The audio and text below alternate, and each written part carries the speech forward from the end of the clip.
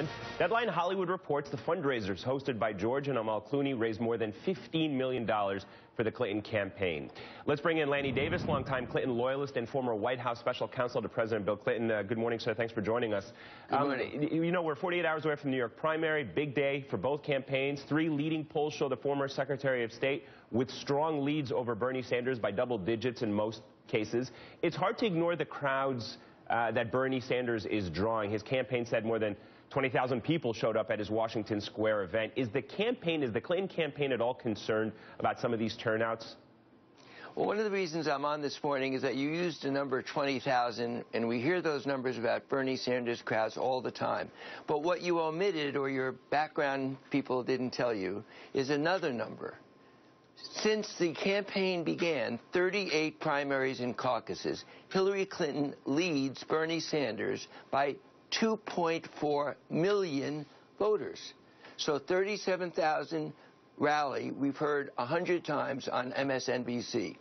Hillary Clinton leading by 2.4 million voters, much less 250 elected delegates, you rarely hear. So the broad cross-section of voters across the country, from Massachusetts to Mississippi, Ohio, industrial states, rural states, she is leading. Let me repeat one more time because I can get into the MSNBC vocabulary. She's leading Bernie Sanders by more than 2.4 million voters. So every time you hear Bernie Sanders talk about superdelegates going in the direction of the popular will, 2.4 million is the total after 38 contests that Hillary Clinton is leading Bernie Sanders. Yeah, well, we certainly reflect that in all of our reporting that she is leading. But what I was trying to get at is 2.4 million. Yeah, 2.4 million, right? So we do reflect that in all of our reporting when we talk about First time I've heard that.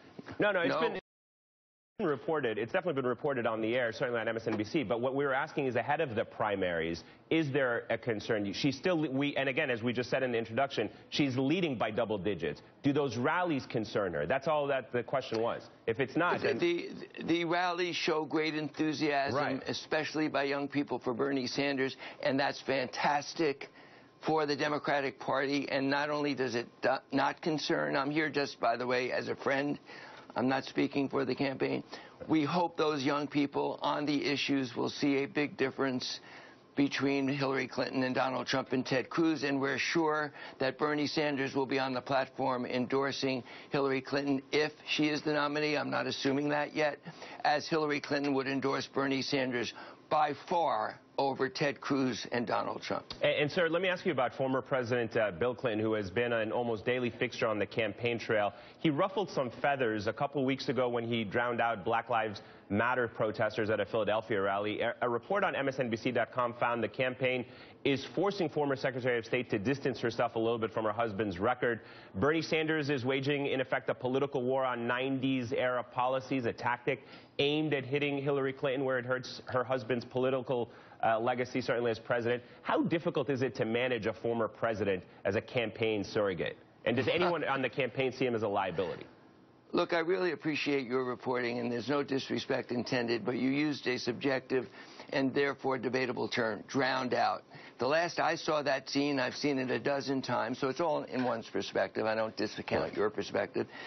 He was being yelled at, so I don't know who was drowning who out.